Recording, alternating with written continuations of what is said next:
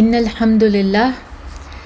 نحمده ونستعینه ونستغفره ونصلی علی رسولہ الکریم اما بعد اعوذ باللہ من الشیطان الرجیم بسم اللہ الرحمن الرحیم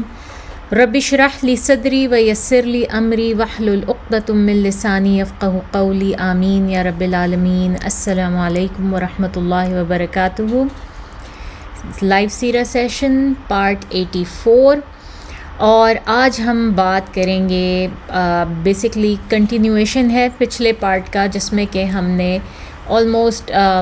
5th ہجری جو ہے وہ ختم کر لی ہوئی تھی، 6th ہجری ہم نے شروع کر لی ہوئی تھی، اور اب 6th ہجری کا جو سب سے بڑا واقعہ تھا وہ صلح حدیبیہ تھا۔ تو صلح حدیبیہ سے پہلے جو واقعات پیش آ رہے ہیں، جس میں کہ اچھا خاصا 8-9 مہینے کا ٹائم ہے، اس میں جو واقعات پیش آ رہے ہیں نا، ہم وہ کور کریں۔ اور ہم نے بات کی تھی کہ اس میں تقریباً رسول اللہ صلی اللہ علیہ وسلم نے 14 کے قریب سریات کی مہمات بھیجیں، 14 سریہ انجام پائے اور 2 غزوات ہوئے۔ اور اچھا، ان میں سے ایک جو غزوہ تھا وہ ہم پہلے کر چکے ہیں، جس کو غزوہ المریسیہ ہم نے کہا تھا، غزوہ بنی مستلق، اور اس کے بعد ہم نے واقعہ افک کیا تھا، جس میں رسول اللہ صلی اللہ علیہ وسلم کی بہت ہی پیاری ازواج مطہرہ حضرت عائشہ رضی اللہ تعالیٰ عنہ کی جو ہے ان کو سلینڈر کیا گیا تھا، ان پہ الزام جو لگائے گئے تھے، یاد کریں وہ ہم نے بڑا ڈیٹیل میں جو ہے وہ بھی کچھ ہفتے پہلے ہی کیا ہے۔ تو یہ کہتے ہیں کہ 5th ہجری کا آخر تھا، اور کچھ لوگوں کے لیے جو ہے وہ 6th ہجری میں تھا، اور یہ بھی ہم نے اس وقت بھی ہم نے بڑا ڈیٹیل میں ڈسکس کیا تھا کہ ہم اس کو پہلے کریں۔ تو یہ ہوا تھا۔ اس کے علاوہ رسول صلی اللہ علیہ وسلم کے 2 نکاح جو ہیں وہ اس سال کے اندر وہ ہوتے ہیں، وہ بہت بڑے واقعات ہیں۔ تو آج ہم جہاں سے شروع کر رہے ہیں وہ ہے سریۃ العیس یا سریۃ العیس۔ یہ بھی ایک سریہ ہے، جیسے کہ نام سے واضح ہے کہ رسول صلی اللہ علیہ وسلم نے اس میں خود شرکت نہیں کی، بلکہ اپنی جگہ زید بن حارثہ رضی اللہ تعالیٰ عنہ کو اس مہم کی قیادت دی اور ان کو اس مہم کے اوپر بھیجا۔ اور یہ مہم کیا تھی؟ یہ وہی مہم تھی جس کے لیے پہلے بھیجا گیا تھا ایک اور قافلے کو، یا ایک اور چھوٹے سی بٹالین کو 300 لوگوں کی، ابو عبیدہ بن جراح کی جو ہے وہ قیادت میں۔ اور ہم نے بات کی تھی لاسٹ ویک کہ یہ لوگ اس قافلے کو نہیں پکڑ پائے تھے۔ اگین یہ وہی قافلہ پکڑنے والی مہم تھی جو کہ قریش کا جا رہے ہوتے ہیں شام کی طرف۔ جس وقت یہ قافلہ جا رہا تھا، غالباً اس وقت جو ہے وہ بھیجا گیا ابو عبیدہ بن جراح کو، اور وہ نہیں پکڑ پائے، بلکہ یہ لوگ گم ہو گئے رستے میں، یہ رستہ بھٹک گئے، اور یہ یمبو کی جو ہے وہ بندرگاہ پر یا ساحل پر پہنچے، اور وہاں پر ان کو بہت بڑی مچھلی بلو ویل جو ہے وہاں پر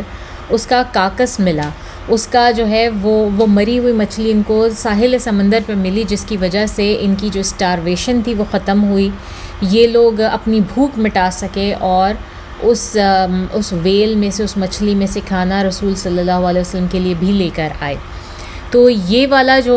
یہ ہم نے پوری سٹوری جو ہے وہ لاسٹ ویک کی تھی، آپ جا کے سنیں۔ غالباً یہی قافلہ جس وقت واپس آ رہا تھا تجارت کر کے شام سے، جب یہ قافلہ واپس آ رہا تھا سیریا سے،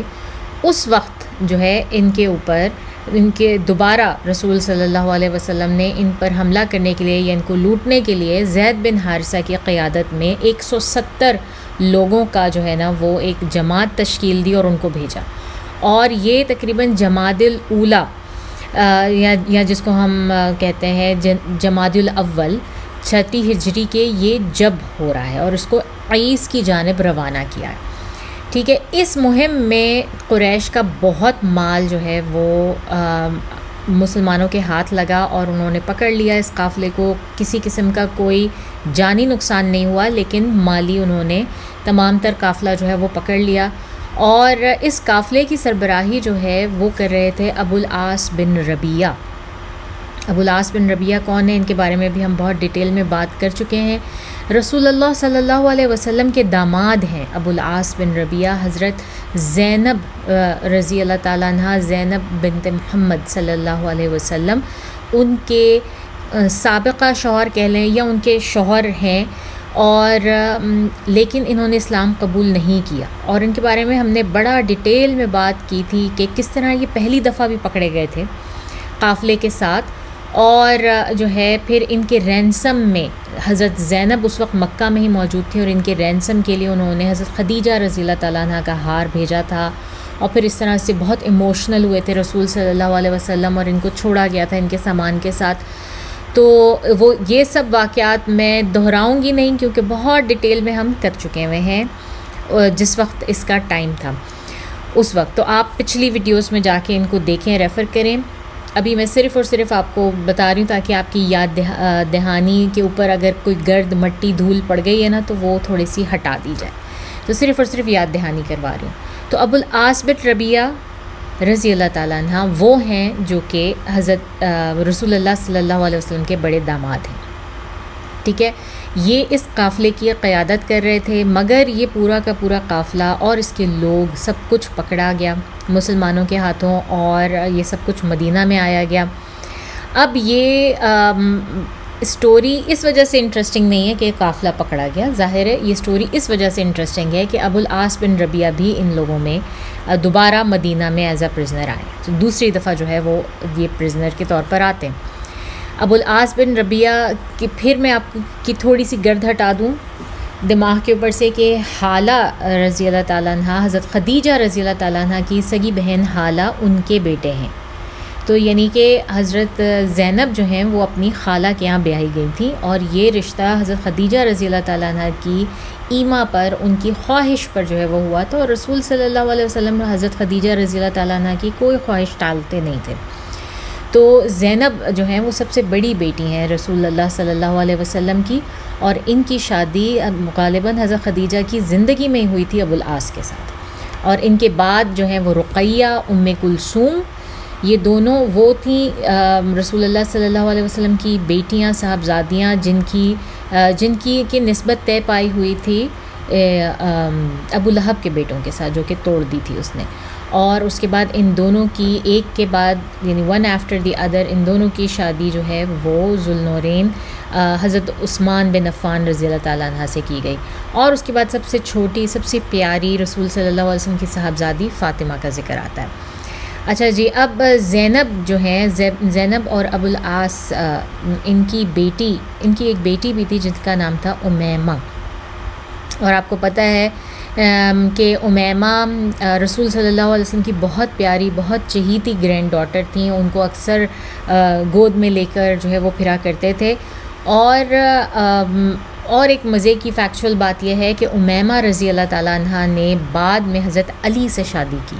جب ان کی خالہ حضرت فاطمہ بنت محمد صلی اللہ علیہ وسلم کا انتقال ہو جاتا ہے تو امیمہ کی شادی جو ہے وہ حضرت علی رضی اللہ تعالیٰ عنہ سے ہوتی ہے. تو یہ بھی ایک تھوڑا سا سائڈ ٹینجنٹ تھا، میں نے کہا ایسے ہی بتا دوں. Anyways story goes like that کہ ابو العاص جو ہیں وہ پکڑے جاتے ہیں. ایک ورژن اسٹوری کا کچھ علماء کے مطابق وہ یہ کہتے ہیں کہ ابو العاص جو ہیں وہ پکڑے نہیں جاتے بلکہ وہ خود بھاگ جاتے ہیں، اور وہ بھاگ کے سیدھا زینب رضی اللہ تعالیٰ عنہ کے پاس آتے ہیں مدینہ میں اور ان سے مدد مانگتے ہیں. جبکہ دوسرا ورژن جو میرے پاس ہے، جو جس سے میں زیادہ جو ہے وہ ریلیٹ کرتی ہوں، جو میں آپ کو بتانا چاہتی ہوں وہ یہ ہے کہ ابو العاص بھی پکڑے گئے، اور زینب رضی اللہ تعالیٰ عنہ کو اس بات کی اطلاع ہو گئی کہ یہ قافلہ جو ہے پکڑا گیا، اور اس میں ابو العاص دوبارہ پکڑے گئے ہیں، اور سارا جو ہے وہ قریش کا مال سب جو ہے وہ مسلمانوں نے کیپچر کر لیا ہے، اور اب وہ تقسیم کیا جائے گا مسلمانوں میں اور سارا کچھ. تو جب یہ پتہ لگتا ہے زینب رضی اللہ تعالیٰ عنہ کو، اگلی ہی صبح جس وقت فجر کا وقت ہے، مسجد نبوی میں سب لوگ اکٹھے ہیں، اور رسول صلی اللہ علیہ وسلم جو ہیں وہ بس امامت کرنے ہی والے، یعنی نماز شروع ہی ہونے والی. اور انہوں نے کہا اللہ اکبر. جیسے انہوں نے کہا تو خواتین کے سیکشن میں سے جو ہے نا وہ ایک آواز آتی ہے اور زور سے، اور وہ کہتی ہیں کہ اے مسلمانوں، میں زینب بنت محمد صلی اللہ علیہ وسلم ہوں، اور میں نے اپنی امان دی ہے ابو العاص بن ابی ربیعہ کو. اور میں چاہتی ہوں کہ تمام اے مسلمانوں آپ سب بھی ان کو امان میں رکھیں یا رہنے دیں، یا آپ بھی ان کو امان دے دیں۔ تو وہ چاہتی تھیں کہ سب مسلمان، زیادہ سے زیادہ مسلمان جو ہیں وہ اس بات کو سن لیں اور سمجھ لیں، اسی لیے انہوں نے یہ وقت جو ہے وہ مناسب سمجھا جو کہ فجر کا وقت تھا۔ اور ان لائک ٹوڈیز ورلڈ، ہم لوگوں کے ہاں تو فجر کے وقت مسجدوں میں بالکل سناٹا ہوتا ہے، چند ہی لوگ ہوتے ہیں، بالکل اکا دکا لوگ ہوتے ہیں، لیکن اس وقت ظاہر ہے رسول اللہ صلی اللہ علیہ وسلم امامت کر رہے ہیں تو فجر کی نماز کے لیے مسجد کھچا کچ بھری ہوتی تھی، اور یہ وجہ تھی کہ جس کے لیے حضرت زینب رضی اللہ تعالیٰ عنہ نے یہ وقت چوز کیا اس اعلان کو کرنے کے لیے۔ اس کے بعد رسول صلی اللہ علیہ وسلم نے نماز پڑھائی، اور پڑھانے کے بعد انہوں نے لوگوں سے پوچھا کیا تم لوگوں نے بھی وہ سنا جو میں نے سنا، جو زینب نے کہا؟ وہ شاید صرف اور صرف یہ کنفرم کرنا چاہ رہے تھے کہ سب لوگوں نے سن لیا ہے جو میں نے سنا۔ تو لوگوں نے کہا جی یا رسول اللہ ہم سب نے بھی وہ سنا جو کہ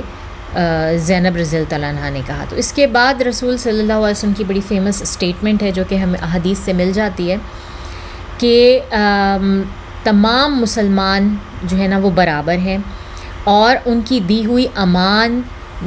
جو ہے وہ اسی طرح سے ہے جس طرح کسی بھی بڑے شخص کی یا کسی بھی امپورٹنٹ شخص کی امان ہو، اور کوئی بھی مسلمان کسی کو بھی امان دے سکتا ہے۔ تو اے زینب ہم نے بھی ابو العاص کو امان دی جیسا کہ آپ نے امان دی، یعنی کہ مسلمانوں میں کوئی بڑا چھوٹا نہیں، کوئی عورت مرد، کوئی سلیو، کوئی بچہ بھی اگر کسی کو امان دیتا ہے تو تمام مسلمانوں پہ فرض ہو جاتا ہے کہ وہ اس کو امان دیں، اور اس امان کا مطلب یہ ہے کہ اس کو ہر طرح سے پروٹیکٹڈ رکھیں نا، یعنی کہ اس کے اوپر کوئی کسی قسم کا ظلم و زیادتی نہیں کیا جائے گا، نہ اس کے مال میں، نہ اس کی جان میں، نہ اس کو کوئی ٹونٹ کرے گا، نہ اس کو کوئی کسی قسم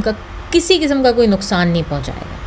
ٹھیک ہے، اور کسی قسم کا ریپریمانڈ نہیں کیا جائے گا۔ بالکل اسی طرح جس طرح آج کے دور میں ہم دیکھتے ہیں کہ کچھ ایسے قبائلی نظام جہاں پر ہے،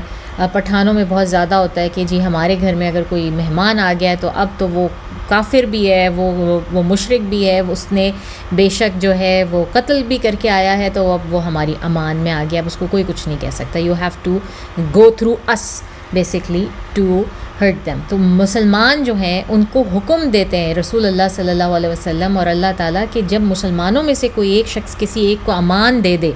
تو وہ پوری امت مسلمہ کے لیے جو ہے اس فرض ہو جاتا ہے کہ وہ اس شخص کی حفاظت کرے، اپنے آپ سے بھی اور جو آنے والے کوئی بھی خطرات ہیں ان سے بھی۔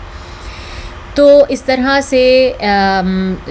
زینب رضی اللہ تعالیٰ عنہا نے انہیں امان دی، لیکن رسول صلی اللہ علیہ وسلم اب جب مسجد سے واپسی جا رہے ہیں تو زینب رضی اللہ تعالیٰ عنہ کے پاس تشریف لے گئے اور ان سے کہا کہ دیکھو زینب، یہ آدمی ابھی مشرک ہے، ابو العاص کے بارے میں کہہ رہے ہیں، تو تمہارے لیے یہ الاؤڈ نہیں ہے، یہ تمہارے لیے پرمیسیبل نہیں ہے اللہ تعالیٰ کی طرف سے کہ تم لوگ ایک ساتھ رہو، تو اس بات کا دھیان رکھنا۔ اس اسٹیٹمنٹ کی وجہ سے مجھے اندازہ ہوتا ہے کہ اگر پہلے آ جاتے حضرت ابو العاص جو ہیں وہ زینب رضی اللہ تعالیٰ عنہ کے پاس پہلے آ جاتے تو دیر وڈ ہیو بین اس بات کا ایک ڈاؤٹ رہتا کہ اچھا تو پہلے جو ہے وہ ان کے پاس ہی تھے جب انہوں نے امان دی، پھر جا کے کہا اور ان کی پہلے سے بات چیت ہوئی تو پھر رسول صلی اللہ علیہ وسلم نے آ کے ان کو منع کیا، تو یہ زیادہ بہتر کہانی ہے یا ایونٹس ہیں، چین آف ایونٹس ہیں کہ جو ہے وہ اس طرح سے ہوں جس طرح سے میں آپ کو نریٹ کر رہی ہوں۔ اینی ویز تو لوگوں نے جتنا مال ان کا پکڑا ہوا تھا ابو العاص کا، اور ابو العاص کو بھی چھوڑ دیا، ان کا جو مال تھا وہ بھی چھوڑ دیا۔ ظاہر ہے رسول صلی اللہ علیہ وسلم نے جو ہے وہ جب اگر کسی چیز کے اوپر اپنی امان ظاہر کر دی تو پھر کون تھا جو وہ اس کے آگے کویشچن کرتا، لیکن ایسے نہیں کیا رسول صلی اللہ علیہ وسلم نے کہ بس چھوڑ دو اب کوئی کچھ نہیں ہو سکتا، بلکہ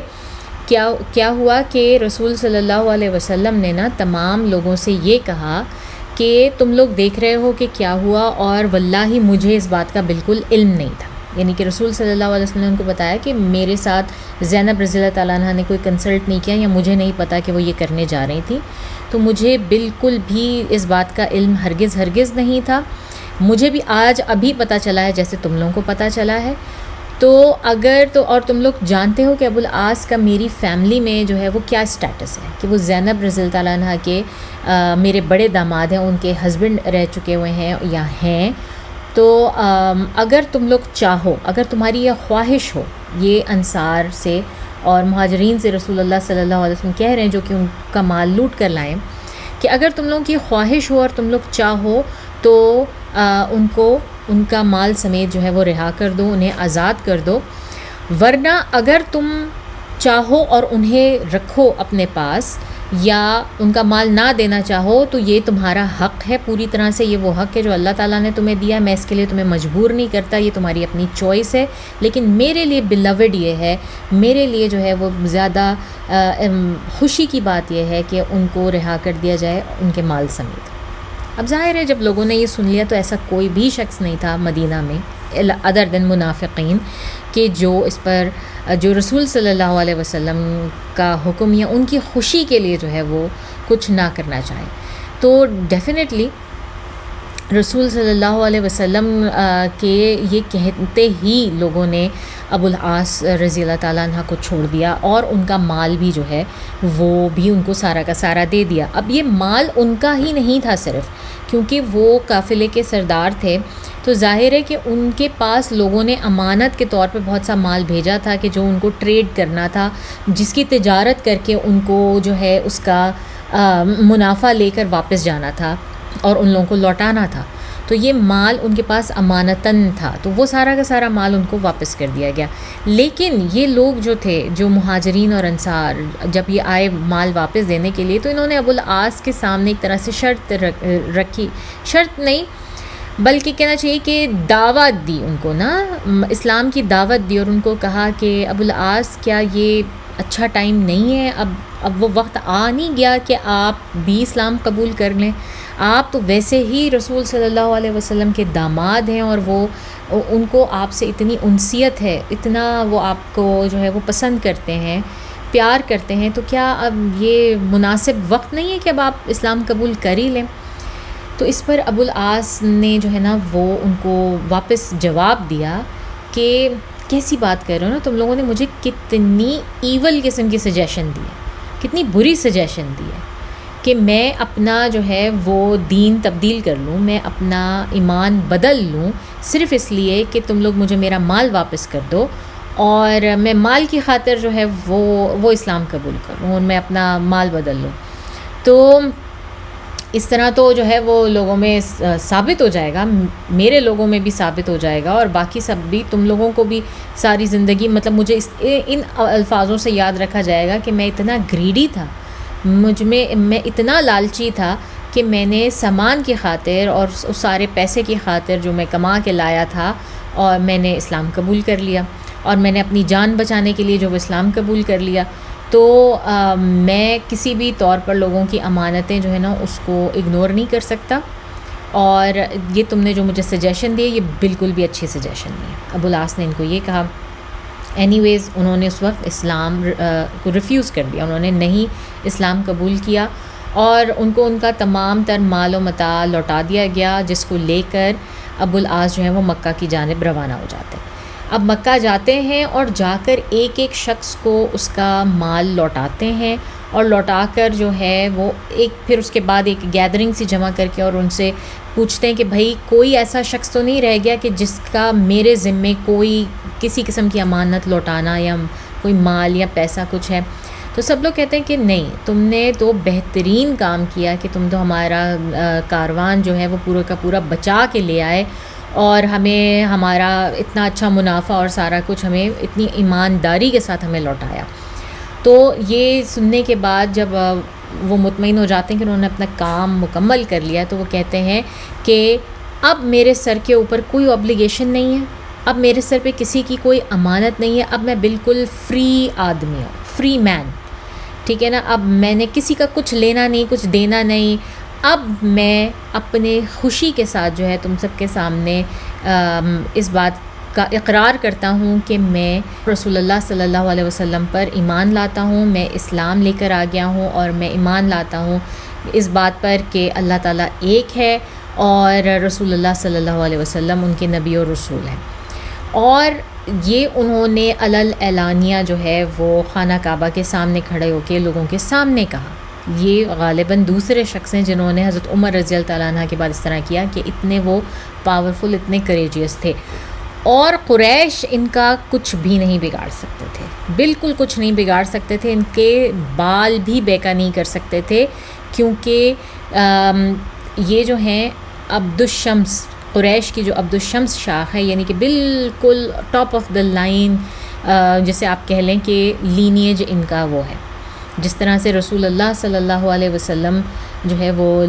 ان کا قریش ان کو فزیکلی ہارم نہیں پہنچا سکتے تھے، کیونکہ ان کے سر کے اوپر حضرت ابو طالب بیٹھے ہوتے تھے، اور وہ جو ہے وہ قبیلے کے لیڈر کے بھتیجے تھے۔ ابو العاص کی سچویشن بھی بالکل ایسی ہی تھی، تو ان کو کوئی کچھ نہیں کہہ سکتا تھا، ہارڈ کور قریشی تھے، تو اس وجہ سے ان کو کوئی ان کو ٹچ نہیں کر سکا، اور انہوں نے اعلانیہ اتنی ان میں اسی وجہ سے اوڈیسٹی تھی، اتنی کریج تھی کہ یہ بھی ان چند واحد لوگوں میں سے تھے، بہت ہی کم، جنہوں نے اعلانیہ جو ہے وہ اسلام قبول کیا مکہ میں رہتے ہوئے، تمام تر پرسیکیوشن کے بیچ میں، اور اس کے بعد انہوں نے ہجرت کر لی مدینہ کی جانب اور واپس آئے، اور رسول صلی اللہ علیہ وسلم کے سامنے اپنا ظاہر ہے ان کو بیعت دی، اور خواہش ظاہر کی کہ وہ اپنی بیوی اور بچی کے ساتھ رہنا چاہتے ہیں۔ یاد رکھیں کہ ابو العاص وہ شخص ہیں کہ جب فرسٹ ٹائم ان کو رہا کیا گیا تھا تو رسول صلی اللہ علیہ وسلم نے ان کے سامنے شرط رکھی تھی کہ زینب رضی اللہ تعالیٰ عنہ کو واپس بھیجیں گے، اور انہوں نے اپنا وعدہ پورا کیا تھا، انہوں نے زینب رضی اللہ تعالیٰ عنہ کو بھیجا تھا، اور زینب رضی اللہ تعالیٰ عنہ کی بھی وہ ہم نے پوری سٹوری کی تھی کہ وہ کتنی مشکلوں سے وہاں سے نکل پائی تھیں۔ وہ اس وقت پریگننٹ تھیں، ان کو موب نے پورا گھیر لیا تھا اور ان کو اونٹ سے گرا دیا تھا، جس کی وجہ سے ان کا مس کیریج ہو گیا تھا، تو وہ ساری سٹوری آپ جا کے سن سکتے ہیں۔ رسول صلی اللہ علیہ وسلم ہمیشہ ہی جو ہے نا ابو العاص کو بہت اچھے لفظوں میں کہتے تھے کہ یہ میرے بہترین، یعنی کہ دامادوں میں سے جو ہیں وہ ابو العاص میرے بہترین داماد ہیں، تو ان کی بہت زیادہ رسول صلی اللہ علیہ وسلم نے ہمیشہ تعریف کی۔ اور اس کے بعد ابو العاص جو ہیں وہ انہوں نے جب خواہش ظاہر کی تو رسول اللہ صلی اللہ علیہ وسلم نے بنا نئے نکاح کے اور بنا نئے مہر کے جو ہے ان کو حضرت زینب رضی اللہ تعالیٰ عنہ کے پاس واپس جانے دیا اور ان کو ساتھ رہنے کی اجازت دے دی۔ اب اس میں فقہی مسائل بھی ہیں، کافی زیادہ فقہی ایشوز بھی آتے ہیں، کہ ایک تو سب سے بڑا یہ کہ جس وقت کوئی شخص مسلمان ہوتا ہے، کوئی بالکل مشرک ہے اور وہ مسلمان ہوتا ہے، وہ شادی شدہ ہے، اور اگر تو شوہر مسلمان ہوتا ہے اور بیوی نہیں ہوتی تو it's not that big of an issue. اگر اس کی بیوی مشرکہ نہیں ہے اور اہل کتاب میں سے ہے تو ان کا نکاح رہ سکتا ہے، چل سکتا ہے۔ لیکن اگر عورت اسلام قبول کر لیتی ہے اور مرد جو ہے وہ مشرک رہتا ہے، وہ اسلام قبول نہیں کرتا، یا وہ اہل کتاب میں سے بھی ہے، تو ڈفرینٹ مذاہب کے مطابق جو ہے 1 مہینے بعد یا 3 مہینے کے اندر اندر اگر وہ اسلام قبول نہیں کرتا ہسبینڈ، تو ان کا نکاح فسخ ہو جاتا ہے۔ پھر اس کے بعد میں اگر وہ اسلام قبول کر لیتے ہیں تو ان کو نئے نکاح نئے مہر کے ساتھ دوبارہ شادی کرنی پڑتی ہے، ٹھیک ہے۔ لیکن اس سچویشن میں ہم دیکھتے ہیں کہ رسول صلی اللہ علیہ وسلم نے حضرت زینب کو جو ہے وہ جانے دیا اور رہنے دیا ابو العاص کے ساتھ۔ تو اس میں کیا تھی؟ تو اس کے لیے جو ہے نا وہ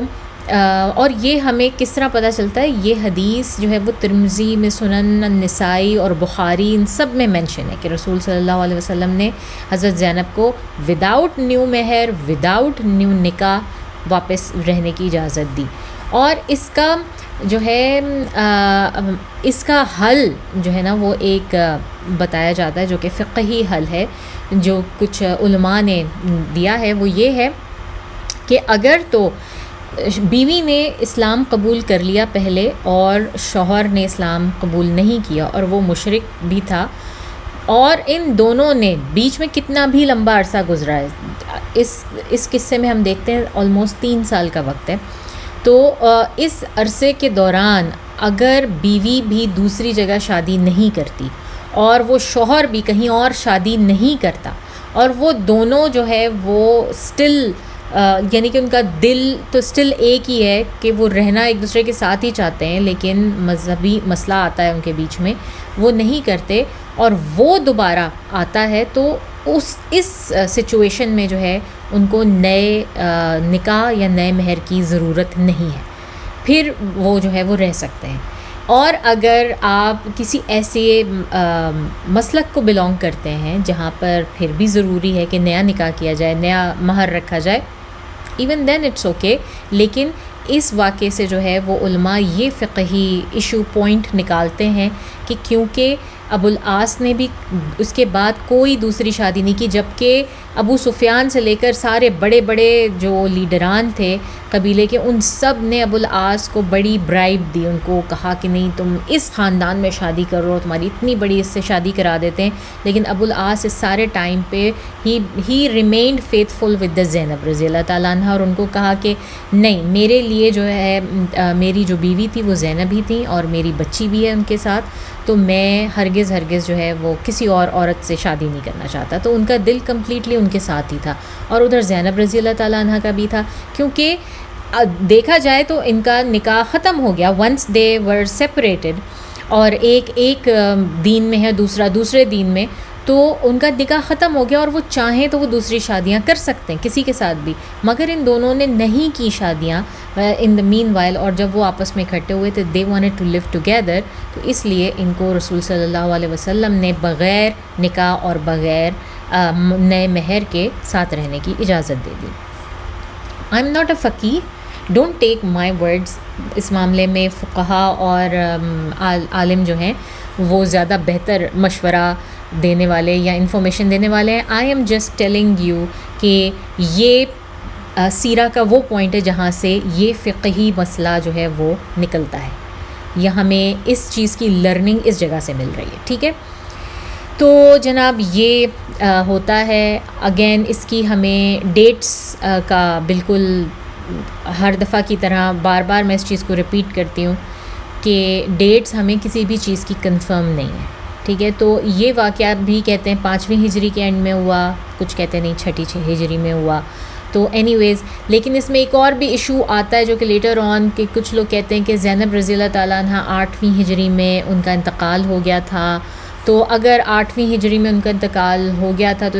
یہ 5ویں ہجری کا واقعہ ہے یا یہ 8ویں ہجری کا واقعہ ہے، مطلب وہاں تک لوگ لے جاتے ہیں کہ نہیں یہ واقعہ 8ویں ہجری میں ہوا.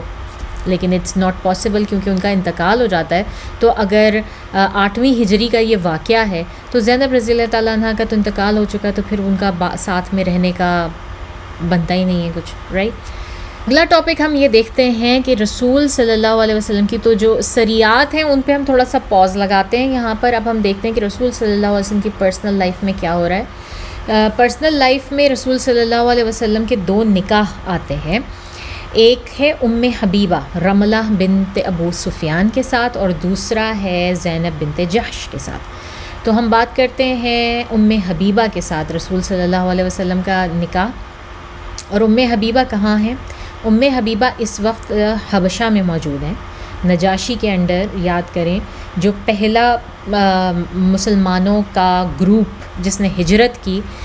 حبشہ کی طرف، وہ اس گروپ میں شامل ہیں ام حبیبہ. ٹھیک ہے، ابن اسحاق، بیہقی، ابن کثیر اور بہت سارے اسکالر جو ہیں وہ یہی کہتے ہیں کہ رسول صلی اللہ علیہ وسلم کی ام حبیبہ کے ساتھ جو نکاح ہے وہ 5ویں ہجری میں ہوا، 5ویں ہجری کے بالکل آخر میں ہوا. کچھ لوگ ایسے بھی جو کہ یہ مینشن کرتے ہیں کہ نہیں یہ 6 ہجری میں ہوا. تو اگین وہی والی بات ہے کہ ہمیں کسی کو بھی ڈیٹس جو ہیں وہ کنفرمڈ نہیں ہوتی. ٹھیک ہے، اور ہم ایک طرح سے اس کو ریکنسائل ہم کس طرح سے کر سکتے ہیں؟ ہم اس کو ریکنسائل اس طرح سے کر سکتے ہیں کہ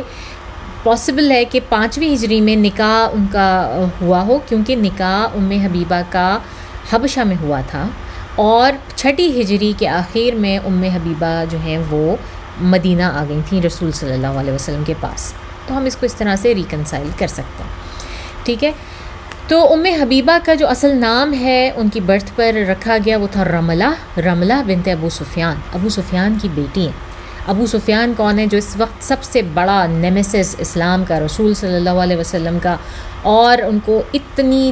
تکالیف دے چکا ہے، اتنے مرڈر اٹیمپٹس کروا چکا ہے، 3 بڑی جنگیں کر چکا ہے اب تک رسول صلی اللہ علیہ وسلم کے ساتھ. ان کی بیٹی ہیں. اور انہوں نے عرصہ پہلے اپنے ہسبینڈ کے ساتھ، ان کے ہسبینڈ تھے عبداللہ بن جہش، اور ان کے ساتھ اسلام قبول کر لیا تھا بالکل ارلی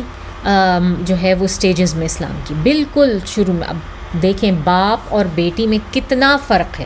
کہ باپ جو ہے وہ بالکل آخر میں جا کے اسلام قبول کر رہے ہیں، اور بیٹی نے سب سے پہلے جن لوگوں نے اسلام قبول کیا ان میں سے آتی ہیں. تو اس سے ہمیں اندازہ ہوتا ہے ان کے ایمان کا. ظاہر ہے رسول صلی اللہ علیہ وسلم بار بار اس چیز کو کہتے تھے کہ وہ مہاجرین جنہوں نے ہجرت کی اور جن لوگوں نے اوائل اس ٹائم کے اسلام قبول کیا، ان کا جو رتبہ ہے وہ ہرگز باقی لوگوں کے برابر نہیں ہے. ان کا رتبہ بہت اونچا ہے، بہت، ان کا ایمان بہت زیادہ ہے. تو رملہ بنت ابو سفیان حبیبہ جو ہیں وہ یہ بھی انہی میں سے تھیں. ان کی شادی عبداللہ بن جہش سے ہوتی ہے، اور ان کی ایک بیٹی تھی حبیبہ جس کا نام حبیبہ رکھا گیا، جس کی وجہ سے ان کی کنیہ بن گئی حبیبہ. تو حبیبہ عبداللہ بن جہش کے ساتھ انہوں نے جب مکہ میں پروسیکیوشنز بڑھ گئیں تو حبشہ کی طرف ہجرت کی، اور حبشہ میں نجاشی کے انڈر یہ لوگ وہاں پہ رہنے لگے. اور یہ کہا جاتا ہے کہ جو یہ تھے عبداللہ بنت جہش، ان کے ساتھ یہ معاملہ ہوا کہ یہ وہاں جا کے مرتد ہو گئے. انہوں نے اسلام چھوڑ دیا اور انہوں نے کرسچینٹی اختیار کر لی.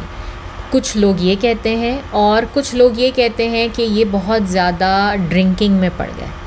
یہ بہت الکوہلک ہو گئے جس کی وجہ سے بیمار پڑے اور ان کی ڈیتھ ہو گئی. اینی ویز جو بھی معاملہ تھا اس کی ہمیں بہت زیادہ ڈیٹیلز نہیں معلوم، لیکن عبداللہ بیسکلی لاسٹ ہز وے، کہ وہ نکل گئے اسلام سے. اور یہ بیچاری انہوں نے بہت مشکل وقت دیکھا. حبیبہ نے بہت زیادہ مشکل وقت دیکھا اپنی بیٹی کے ساتھ. ظاہر ہے آپ ایک تو اتنی دور ایک ایسی جگہ پر ہیں، ایک ایسے وقت میں موجود ہیں جب کہ ہجرت کرنا کوئی آسان کام نہیں ہے، کہیں پہ سفر کرنا کوئی آسان کام نہیں ہے، اور آپ ایک دوسرے ملک میں جا کے رہ رہے ہیں جہاں کی زبان نہ آپ کی اپنی ہے، نہ وہاں پر آپ کسی کو جانتے ہیں، نہ کوئی آپ کے جاننے بوجھنے والا ہے، اور نہ ہی کوئی آپ کو کسی بھی طرح کا کوئی سہارا دینے کے قابل ہے. مطلب آپ ڈیفینیٹلی ان کو مالی مسائل بھی ہوں گے، اور ہر طرح کے ایموشنل مسائل ان کے کتنے سیویئر ہوں گے، ان کو کتنا فیئر ہوگا. مطلب یہ ساری چیزیں ایک عورت ہونے کے ناطے میں بہت اچھی طرح سے فہم کر سکتی ہوں، سمجھ سکتی ہوں یہ ساری چیزیں. تو انہوں نے یہ بہت مشکل وقت دیکھا. اور عبداللہ بن جہش کی جب انتقال ہو جاتا ہے تو رسول صلی اللہ علیہ وسلم کو یہ اطلاع ملتی ہے، تو وہ بھی بہت زیادہ پریشان ہوتے ہیں. ان کے لیے وہ بہت زیادہ پریشان ہوتے ہیں، بہت زیادہ ان کے دل میں جسے کہتے ہیں نا رہ کر خیال آتا ہے، اور ان کو اس چیز کے بارے میں وہ بہت زیادہ کنسرن ہوتے ہیں کہ یہ صرف ایک کمیونٹی کا بندہ نہیں ہے یا ایک مسلمان کی بات نہیں ہے، بلکہ یہ ایک ایسی خاتون ہے جو کہ بہت لیوشلی رہی ہیں، جو کہ ایک سردار کی بیٹی ہے، اور اس کا جو ہے، اور اس نے بہت زیادہ عزت والی، بہت آنر والی، اور بہت جس بندی نے بہت زیادہ سیکریفائس کیا. تو رسول صلی اللہ علیہ وسلم ان کا جو سیکریفائس ہے اس کو بہت اپریشیٹ کرتے ہیں اور بہت کنسرن ہوتے ہیں ان کے لیے. تو سورۃ الممتحنہ جو ہے اس میں ایک آیت بھی ریویل ہوتی ہے جس میں رسول صلی اللہ علیہ وسلم کی شادی کے متعلق، حبیبہ کے ساتھ ان کی شادی کے متعلق ہنٹ موجود ہے. اور سورۃ ممتحنہ کی آیت نمبر 7 ہے، جس میں رسول صلی اللہ علیہ وسلم کے بارے میں اللہ تعالیٰ فرماتے ہیں، بہت جلد اللہ آپ کے اور ان لوگوں کے بیچ میں جنہوں نے آپ کے ساتھ اپنی دشمنی کا اظہار کیا ہے، ان کے بیچ میں ایک محبت کا رشتہ پیدا کر دیں گے. آپ لوگوں کے بیچ میں رشتہ داری اور محبت اللہ تعالیٰ آپ کے دلوں میں ڈال دیں گے. تو یہ جو ہے وہ کہتے ہیں کہ یہ حبیبہ کے ساتھ رسول صلی اللہ علیہ وسلم کی جو شادی ہونی تھی یہ اس کا ایک ہنٹ تھا. اور پھر یہ اس بات کا بھی ہنٹ تھا کہ اللہ تعالیٰ ان لوگوں کو جن کے دل میں اینیموسٹی ہے، جو کہ ابو سفیان وغیرہ کے، ان کے دل میں اسلام کی محبت بھی ڈال دی جائے گی. اینی ویز ایسے وقت پر جیسے ہی رسول صلی اللہ علیہ وسلم کو یہ اطلاع ملتی ہے، اب کیسے اطلاع ملتی ہے یہ بھی ہمیں مینشن نہیں ہوتا، لیکن ہم اندازہ لگا سکتے ہیں کہ اللہ تعالیٰ نے ان کو ڈائریکٹ اطلاع دی. تو رسول صلی اللہ علیہ وسلم اپنا ایک ایمسری، اپنا ایک بندہ وفد جو ہے وہ بھیجتے ہیں کنگ آف ابیسینیا نجاشی کے پاس، جس کا نام تھا اسحمہ. نجاشی اس کا ٹائٹل تھا. اور یہ شخص کون ہے؟ یہ شخص ہے عمر ابن امیہ الدمری.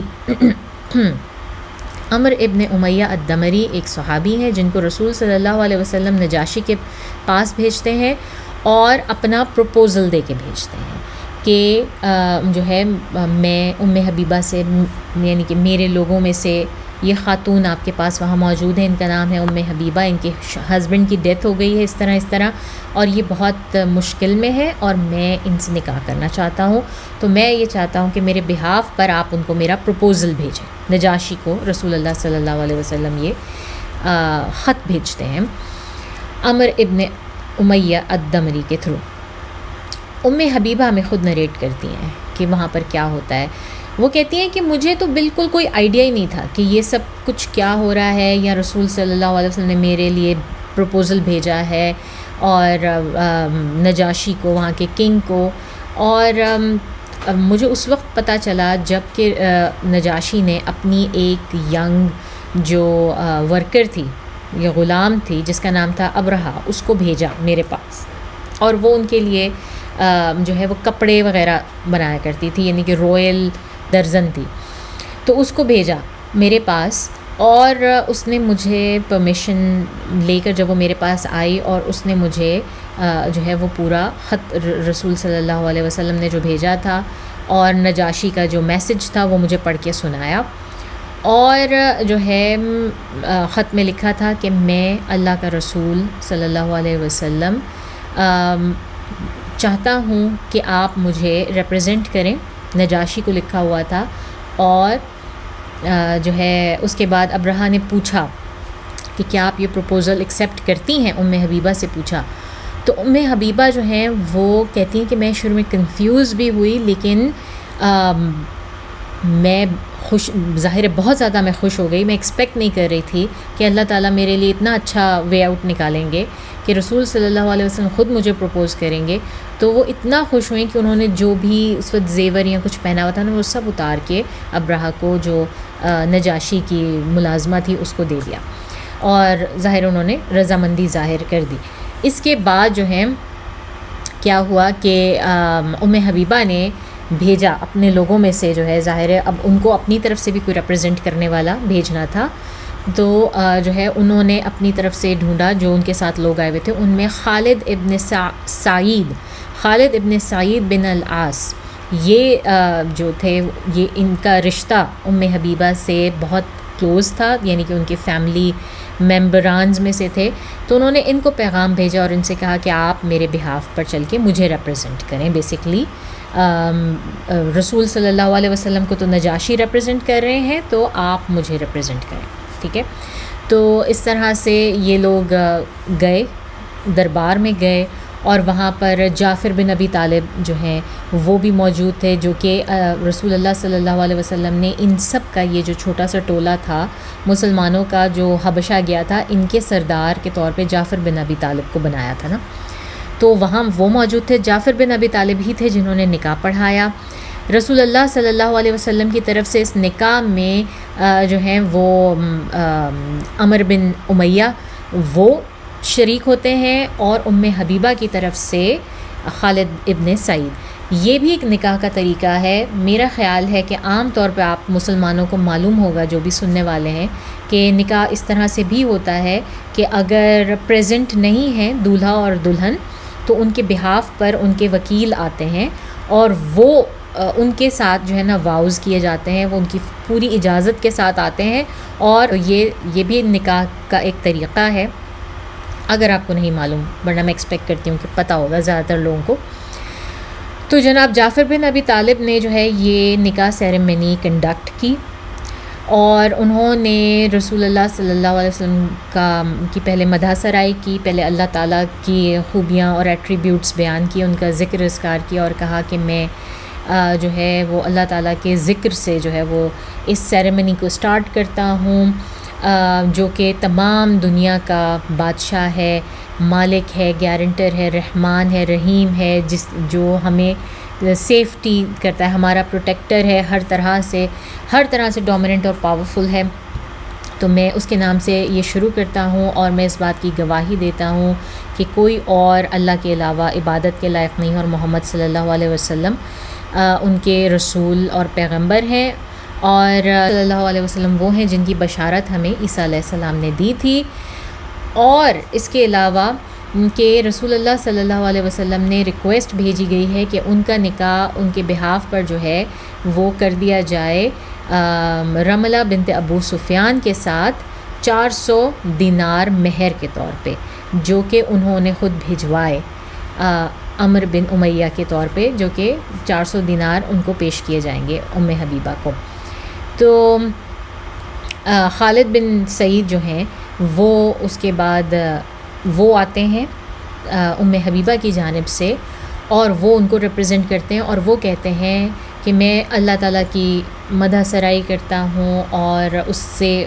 اور میں اس بات کو شدید ناپسند کرتا ہوں کہ اللہ کے علاوہ کسی اور کی عبادت کی جائے، اور میں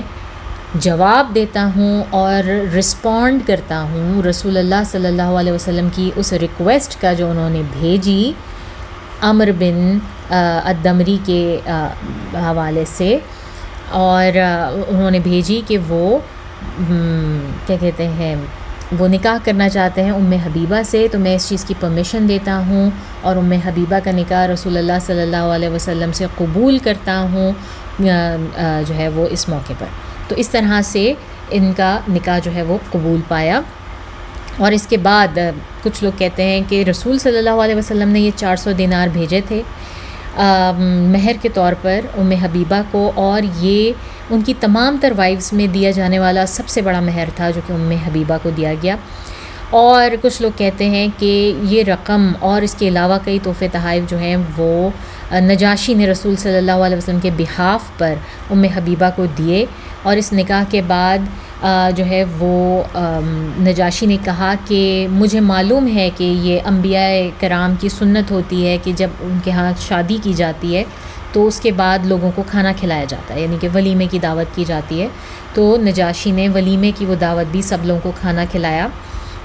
رسول اللہ صلی اللہ علیہ وسلم کے بہاف پر یہ بھی نجاشی نے کیا۔ اور اس کے بعد ام حبیبہ کو، ان کی بیٹی کو، اور جو لوگ اس وقت جانا چاہتے تھے ان کے رسول صلی اللہ علیہ وسلم کے پاس پہنچانے کا، یعنی کہ ان کی رخصتی کا پورا انتظام، ظاہر حبشہ سے ان کو سعودیہ آنا تھا، اب کرنٹ سعودیہ،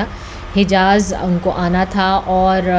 مدینہ تک پہنچنا تھا، تو یہ بہت لمبا، بہت خطرے والا ٹریول تھا۔ تو نجاشی نے اس کا پورا انتظام، ان کا کھانا پینا، ان کی پروٹیکشن، ان کے گارڈ، سیکیورٹی، اور ان کو جس طرح کی بھی مراعات چاہیے تھی ان سب کا انتظام بھی نجاشی نے کیا۔ اور اس کے بعد یہ چھوٹا سا قافلہ جو ہے یہ رسول صلی اللہ علیہ وسلم کے پاس پہنچتا ہے، جو کہ ہم آگے دیکھیں گے کہ کس وقت ایگزیکٹلی جو ہے یہ رسول صلی اللہ علیہ وسلم کے پاس پہنچتے ہیں۔ ٹھیک ہے، تو یہ ایک بڑی خوبصورت سی رسول صلی اللہ علیہ وسلم کی ایک میرج کی کہانی تھی۔ مگر آپ یہ دیکھیں کہ رسول صلی اللہ علیہ وسلم کو کتنا اس بات کا خیال تھا کہ ایک خاتون جو کہ اتنا پہلے جو اسلام لائی ہیں، کہ ان کو یاد تھا، ان کو ان کی قربانیاں یاد تھیں، اور پھر وہ کس مشکل سے گزری ہیں، ہجرت کی مشکل، اور پھر اپنے شوہر کا مرتد ہو جانا، ان کا دین سے پھر جانا، جس کی وجہ سے انہوں نے اتنی مشکلات اٹھائیں، وہ ایک کم مشکل نہیں ہوگی اس عورت کے لیے۔ وہ وقت ان کے ساتھ گزارنا کتنا ڈاؤٹ فل ٹائم ہوگا، وہ سب کچھ گزارنا، اور پھر ان کی موت، چلو جیسے بھی تھے ان کی موت ایک دیار غیر میں، جہاں پر کوئی اور نہیں ان کا پرسان حال، کوئی اور ان کا ایز سچ محرم ریلیشن شپ نہیں ہے کہ جس کے اوپر وہ ڈپینڈ کر سکیں، پھر ان کو کیا مالی حالات ہوں گے. تو رسول صلی اللہ علیہ وسلم نے نہ صرف فوری طور پر یہ ارینجمنٹ کیا، بلکہ آپ دیکھیں اس کے تھرو ان کو مہر بھجوایا، اور مہر بھجوانے کی بہت بڑی وجہ یہ تھی کہ ان کے جو بھی اس وقت مالی حالات ہیں وہ اس سے نمٹ سکیں، اور پھر جو ان کے آنے کا خرچہ ہوگا وہ بھی کر سکیں. کیونکہ رسول صلی اللہ علیہ وسلم بڑے غیور ہیں، ہم دیکھتے ہیں وہ کہیں سے کوئی بھی فری بھی نہیں لیتے. یہاں تک کہ ہجرت کر رہے تھے جس وقت وہ مدینہ، اور حضرت ابو بکر صدیق رضی اللہ تعالیٰ عنہ نے ان کے لیے اونٹنی تیار رکھی ہوئی تھی، اور انہوں نے سب کچھ کیا ہوا تھا. انہوں نے حضرت ابو بکر صدیق کو بھی کہا کہ ٹھیک ہے میں یوز کروں گا، لیکن صرف اور صرف اس شرط پہ کہ آپ مجھ سے اس کی قیمت وصول کریں گے. اور ابو بکر صدیق رضی اللہ تعالیٰ عنہ کی آنکھوں میں آنسو آ گئے تھے کہ یا رسول اللہ مجھ سے بھی کریں گے آپ یہ؟ تو انہوں نے کہا کہ ہاں یہ وہ کام ہے کہ میں کسی کے ساتھ بھی مطلب پیسے کا معاملہ جو ہے نا وہ کلیئر ہونا چاہیے. اس سے کیا سیکھنے کو ملتا ہے کہ آپس میں ہم ایک دوسرے کو، بہن بھائی ماں باپ، ایک دوسرے کو ہم جب قرض دیتے ہیں، قرض لیتے ہیں، ان سے کوئی مدد لیتے ہیں، تو ہم کتنا ان کو فار گرانٹیڈ لیتے ہیں نا کہ یہ تو ہماری ماں ہے، یہ تو ہمارا باپ ہے، ہمیں ان کو لوٹانے کی ضرورت نہیں، انہوں نے ہم سے مانگا نہیں تو ہمیں ان کو دینے کی ضرورت نہیں. لیکن ہم رسول صلی اللہ علیہ وسلم کی سیرہ سے کیا سیکھتے ہیں کہ نہیں، آپ کو احسان کا بدلہ بہترین طریقے سے اتارنا، اور سب سے آسان طریقہ احسان اتارنے کا یہ کہ آپ اس کی قیمت ادا کر دیں. جو اس وقت سکہ رائج الوقت میں جو اس وقت اس کی پرائس ہے آپ وہ پے کریں گے. سب سے آسان، سب سے جو ہے نا وہ اگلے بندے کو بھی یاد رہے گا، وہ آپ کے اوپر دوبارہ بھی احسان کرے گا یہ سوچ کے کہ یہ بندہ احسان رکھنے والا نہیں ہے کہ میں اس کے اوپر احسان کروں گا، وہ دوسری دفعہ سوچے گا نہیں آپ کی مدد کرنے کے لیے. تو سوچیں یہ چیزیں ہمیں سیکھنے والی ہیں. ہم لوگوں نے اپنے بہت ہی عجیب و غریب جو ہے نا وہ بلیفز بنا لیے ہیں، اور ہم ان کے اوپر عمل کرتے ہیں، ان کے اوپر سوچتے ہیں، مطلب اور ان عموماً تو ایسا ہوتا ہے کہ ماں باپ بھائی بہن میں ماں باپ کو اگر بچے پیسے دینا چاہیں تو ماں باپ ناراض ہو جاتے ہیں. تم لوگوں کی ہمت کیسے ہوئی کہ تم نے ہمارے ساتھ یہ کیا، ہم نے تم پر کوئی احسان تھوڑی کیا ہے، اور یہ ہماری ذمہ داری ہے، اور یہ وہ نہیں. بچوں کو یہ سکھانے کے لیے کہ یہ صحیح ہے ماں باپ کو ان سے لینا چاہیے. اسی طرح بھائی بہن میں، اسی طرح دوستوں میں، اسی طرح قریبی عزیز و اقربا میں، یا جن کے ساتھ آپ مل کے کاروبار کرتے ہیں، یہ جو منی میٹرز ہیں نا، یہ پہلے دن سے اگر اسٹریٹنڈ آؤٹ نہیں ہوتے تو یہ آگے جا کے بہت بڑی بڑی مصیبتوں کا اور دل کی خرابی کا اور آپس میں جو ریلیشن شپس ہیں ان کے خراب ہونے کا باعث بنتے ہیں. رسول صلی اللہ علیہ وسلم نے کس طرح ان خاتون کی مدد کی. اب تو یہ ہماری سبحان اللہ، اللہ تعالیٰ ان کے درجات بلند کرے، امہات المؤمنین میں سے ہیں. مگر آپ یہ چیز دیکھیں، جو لوگ اس بات کا الزام لگاتے ہیں رسول صلی اللہ علیہ وسلم کے اوپر کہ وہ خدا نہ خواستہ جو ہے وہ میرے منہ میں خاک وومنائزر تھے، وہ ذرا یہ چیزیں پڑھ کے دیکھیں، ان کو پتہ چلے. اینی ویز ایک شادی یہ ہے، اور دوسری شادی جو ہے وہ رسول صلی اللہ علیہ وسلم کی ہوتی ہے اسی اثنا میں زینب بنت جحش سے. اور کہتے ہیں کہ رسول صلی اللہ علیہ وسلم کی سیرہ میں کوئی جو بہت بڑی بڑی ایسی باتیں جن کی وجہ سے رسول صلی اللہ علیہ وسلم کو پوائنٹ آؤٹ کیا جاتا ہے اور ان کے اوپر الزامات کی بوچھاڑ کی جاتی ہے نا، ان میں سے ایک بہت بڑا واقعہ یہ ہے زینب بنت جحش سے رسول صلی اللہ علیہ وسلم کا نکاح. کیوں؟ نمبر ایک، زینب بنت جحش رسول صلی اللہ علیہ وسلم کی پیٹرنل کزن ہے، ان کی فرسٹ کزن ہے، ایکچولی ان کی پھوپھی ذات ہے. رسول صلی اللہ علیہ وسلم کے جو والد ہیں اور زینب بنت جحش کی جو والدہ ہیں یہ سگے بہن بھائی ہیں، ٹھیک ہے. ان کی پیٹرنل کزن ہے، اور زینب بنت جحش کی والدہ کا نام تھا امیمہ، اور امیمہ جو ہیں وہ بیٹی تھیں عبد المطلب کی، ٹھیک ہے. اور رسول صلی اللہ علیہ وسلم تھے عبداللہ، اور وہ بھی بیٹے تھے عبد المطلب کے. تو یہ دونوں سگے بہن بھائی تھے، اور رسول صلی اللہ علیہ وسلم کی فرسٹ کزن ہے. اب آپ یہاں سے پہلا مسئلہ خود ہی نکال چکے ہوں گے کزن میرجز کا، تو ڈیفینیٹلی وہ اسلام میں بالکل حلال ہے، اور سب سے بڑا ثبوت یہ شادی ہے. تو زینب بنت جہاش بھی بہت بہت بہت ارلی کانورٹس میں سے تھیں مسلمانوں کی، رسول صلی اللہ علیہ وسلم کی آلموسٹ ہم عمر، اور بہت ارلی کانورٹس میں مکہ میں جو ہے وہ ہوئیں. اور ظاہر ہے کہ جب انہوں نے کنورٹ کیا تو ان کی فیملی نے ایکسیپٹ نہیں کیا، ان کو بہت پرسیکیوٹ کیا. تو رسول صلی اللہ علیہ وسلم نے اس وقت ان کو جو ہے وہ اپنے منہ بولے بیٹے زید بن حارثہ، جو کہ اس وقت زید بن محمد صلی اللہ علیہ وسلم سمجھے جاتے تھے، ان کے ساتھ جو ہے وہ ان کا نکاح کیا، تاکہ ان کو فوری طور پر سوسائٹی میں ایک گھر، ایک جو ہے نا وہ سیکیورٹی مل جائے، اور یہ اس طرح سے بالکل بے آسرا و بے سہارا نہ ہو. زینب اچھا، اب اس وقت کے نارم کے مطابق جو ہے زینب بنت جہش کی شادی رسول صلی اللہ علیہ وسلم کے بیٹے سے ہو رہی ہے، ٹھیک ہے، کیونکہ وہاں اس وقت منہ بولے بیٹوں کا بھی بہت ان کا بھی ایسا ہی حساب تھا جیسے کہ سگے بیٹوں کا ہوتا تھا. تو بیسکلی یہ ایک ایکویویلنٹ شادی جو ہے وہ کنسیڈر کی گئی جس وقت یہ شادی کی گئی. لیکن جیسا کہ ہم جانتے ہیں کہ ان دونوں کا جو فیملی بیک گراؤنڈ تھا وہ بہت ڈفرینٹ تھا. زینب بنت جہش جو ہیں وہ ایک لیپ آف لگژری میں سے نکلی تھیں، سردار کی وہی بات ہے بیٹی تھیں، پرنسس کی طرح رہنے والوں میں سے تھیں، جبکہ زید بن حارثہ غلام تھے، غلام کے طور پر کڈنیپ کر کے لائے گئے تھے، پھر بیچے گئے. خدیجہ رضی اللہ تعالیٰ عنہ نے انہیں خریدا اور رسول صلی اللہ علیہ وسلم کو گفٹ کیا. یہ رسول صلی اللہ علیہ وسلم کا دل تھا، ان کی مرسی تھی، ان کی رحمت تھی کہ ان کو اتنا پیار ہو گیا زید بن حارثہ سے کہ انہوں نے ان کو اپنا بیٹا ہی بنا لیا. جس وقت ان کے اصل والدین ان کو لینے کے لیے آئے، ان کو بھی ایک طرح سے تسلی دینے کے لیے، اور زید بن حارثہ سے محبت کا بھی عالم تھا کہ رسول صلی اللہ علیہ وسلم نے ان کے سامنے کہا کہ یہ آج سے یہ میرے بیٹے ہیں، زید بن محمد ہیں، تاکہ ان کو بھی، ان پیرنٹس کو بھی جو ہے وہ اطمینان ہو جائے کہ ہمارے بیٹے نے ایک ایسے شخص کے لیے ہمیں نہیں ٹھکرایا کہ جو اس کو کچھ نہیں دے رہا. اینی ویز یہ بھی ہم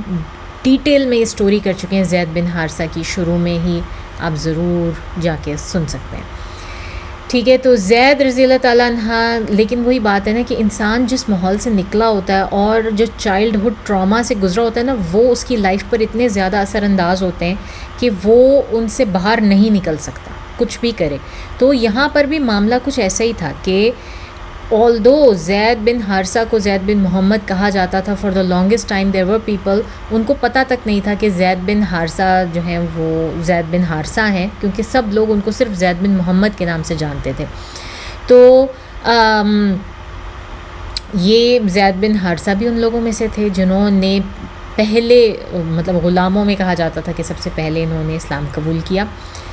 تو یہ بہت کلوز، بہت لائل تھے. لیکن بات وہی تھی کہ ان کا جو بیک گراؤنڈ تھا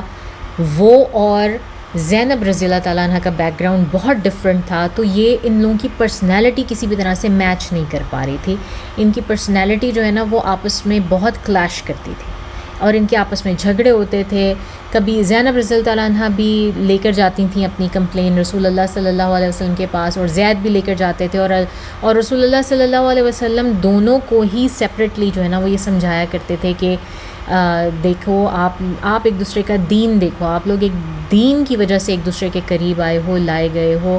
باقی کے جو ہے وہ مسئلے مسائل آپ چھوڑ دو، اپنی شادی کے اندر جو ہے وہ رہو اور کوشش کرو ایک دوسرے کے ساتھ نباہ کرنے کی. رسول صلی اللہ علیہ وسلم نے بہت کوشش کی کہ ان کی شادی چلتی رہے، بنی رہے،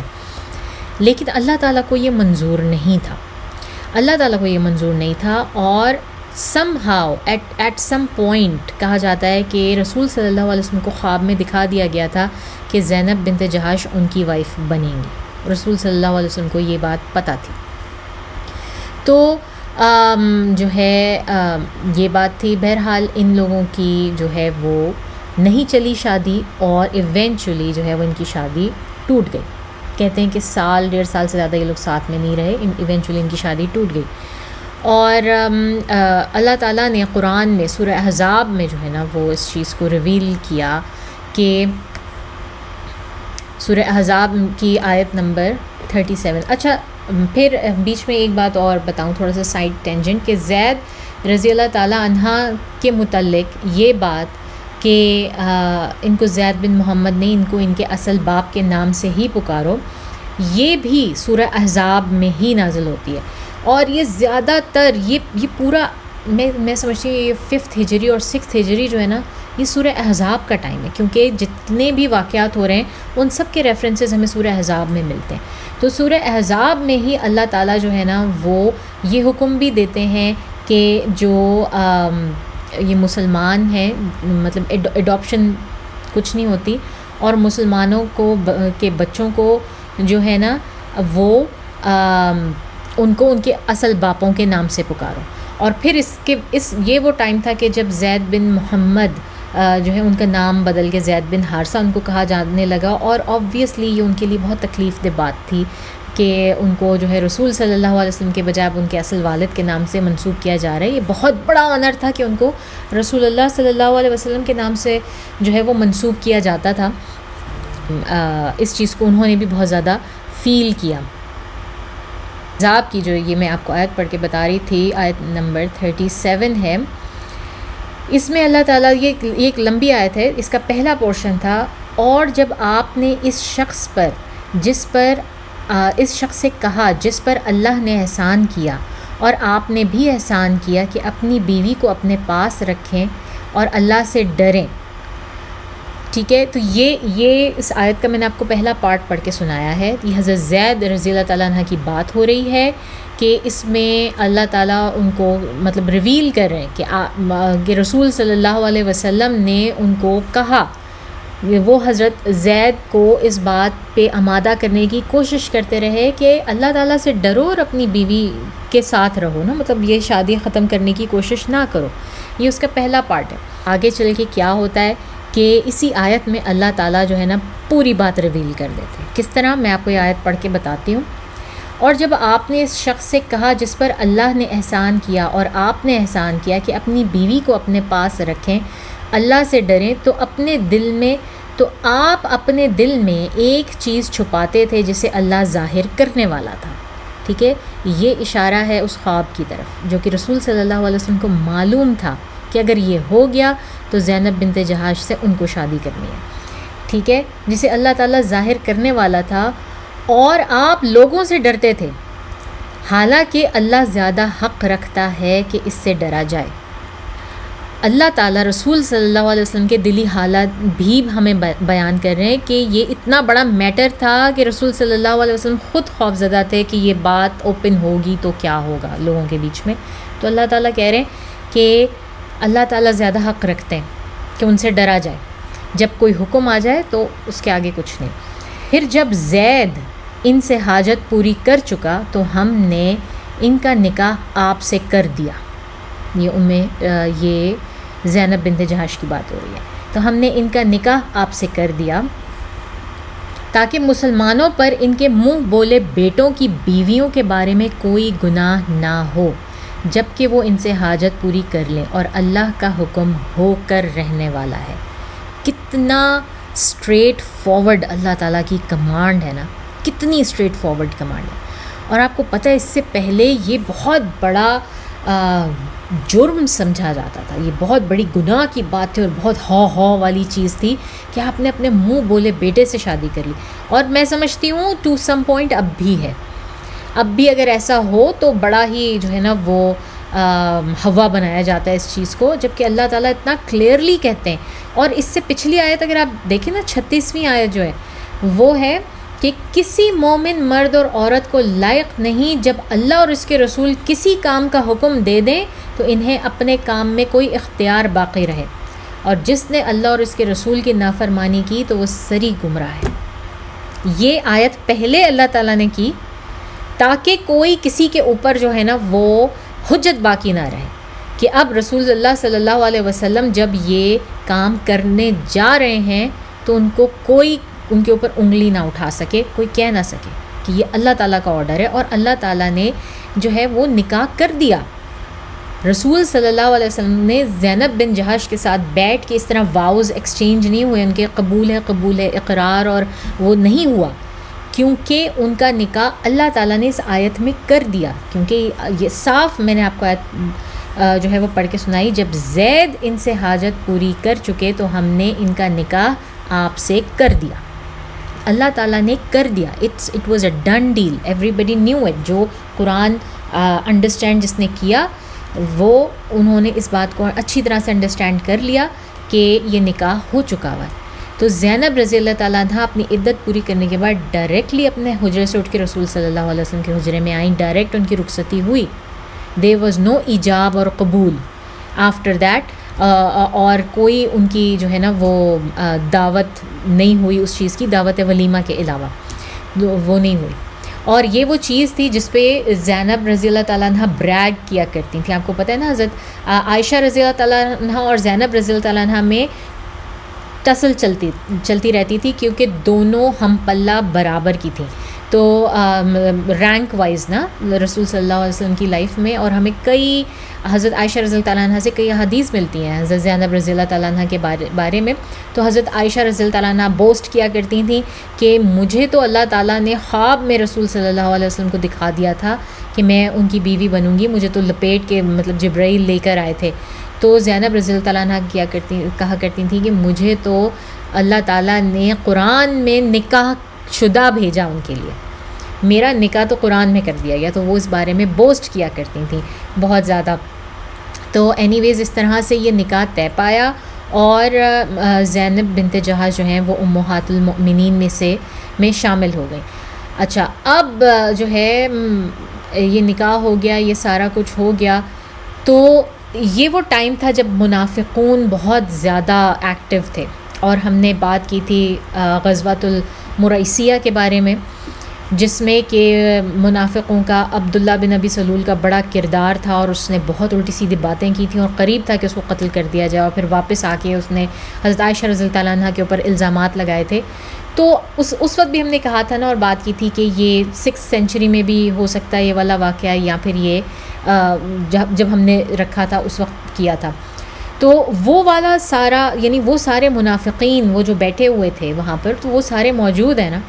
تو یہ اس طرح کی باتیں تھیں ساری کی ساری. یہ والے وہ احکامات تھے کہ رسول صلی اللہ علیہ وسلم کو بھی پتہ تھا کہ یہ منافقین کے لیے جیسے کہتے ہیں نا کہ یہ جوئے رائڈ بن جائے گی، اور انہوں نے اس کو بہت مرچ مسالہ لگا کے اس کو اچھالنا ہے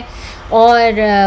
بہت باتیں کرنی ہیں. اور یہ وجہ تھی کہ رسول صلی اللہ علیہ وسلم اس بات سے خوف زدہ تھے. ٹھیک ہے، ٹائم ہمارا ختم ہو چکا ہے، لیکن میں یہ کہانی ختم کرنا چاہتی ہوں یہاں تک پوری. تو اینی ویز ان منافقین نے بہت باتیں کیں ایز یوزول، اور وہ باتیں بہت بری ریومرز اڑائیں کہ رسول صلی اللہ علیہ وسلم کے بارے میں کہ جو ہے وہ شادی کرنا چاہتے تھے، ان کو تو پسند آ گئی تھیں زینب بنت جہش، انہوں نے رستے سے ہٹایا حضرت زید کو. مطلب اس طرح کے واقعات بھی ہیں، اور آپ یقین نہیں کریں گے لیکن مسلمانوں میں موجود ہیں. وہ مسلمان ان کو نریٹ کرتے ہیں، کئی مسلمان ہیں جو کہ ان کو بلیو بھی کرتے ہیں. ٹھیک ہے، تو یہ ہوا کہ سورہ احزاب میں ہی جو ہے وہ اللہ تعالیٰ نے یہ سارے معاملات جو ہیں وہ پہلے حضرت زید کا کہ وہ منہ بولے بیٹوں کا جو ہے وہ کیا معاملہ ہے وہ بھی اسی میں آیا. پھر اللہ تعالیٰ نے کمانڈ بھیجی کہ آپ کے پاس کسی قسم کا کوئی دوسرا راستہ نہیں ہے، اگر آپ کو حکم آیا ماننا ہے. پھر تیسری کمانڈ بھیجی کہ آپ نے جو ہے وہ آپ کی شادی کر دی گئی ہے زینب بنت جہش سے، تاکہ مسلمانوں کو اس بات کا پتہ لگ جائے کہ جو آپ کے منہ بولے بیٹے ہوتے ہیں ان کے ساتھ آپ کے وہ بایولوجیکل ریلیشن شپس والے جو محرمات ہیں وہ نہیں رہتے، وہ نہیں ہوتے ان کے ساتھ. تو یہ سب اللہ تعالیٰ نے کلیئر کرنا تھا. ٹھیک ہے نا. تو اس کے بعد یہ سارا کچھ ہو گیا. تو کیونکہ یہ عرب کا دستور چلا آ رہا تھا کہ وہ اپنے منہ بولے بیٹے کو حقیقی لڑکے کا درجہ دیتے تھے، اور اس کی بیوی کو حقیقی بیٹے کی بیوی سمجھ لیتے تھے، تو اس کو اپنے اوپر حرام سمجھتے تھے. یہ ان کا بہت بڑا ایک کلچرل یہ جو ہے نا وہ شوق تھا ان کے لیے رسول صلی اللہ علیہ وسلم کا زینب بنت جہش سے جو ہے وہ شادی کرنا. اور پھر ظاہر ہے حضرت زینب رضی اللہ تعالیٰ عنہ کی شادی تو منافقین کو نبی کریم صلی اللہ علیہ وسلم کے خلاف ان کے بہت ہی آواز اٹھا شور و غل کرنے کا جو ہے وہ سبب بنی. اپنی دانش میں ان کے ہاتھ میں رسول صلی اللہ علیہ وسلم کے کمزور پہلو آ گئے نا، وہ انہوں نے کہا کہ یہ تو ویک پوائنٹ آ گیا ان کا، کہ ایک تو یہ کہ حضرت زینب رضی اللہ عنہا رسول اللہ صلی اللہ علیہ وسلم کی 5ویں بیوی، منکوحہ بیوی کی حیثیت سے آئی تھیں،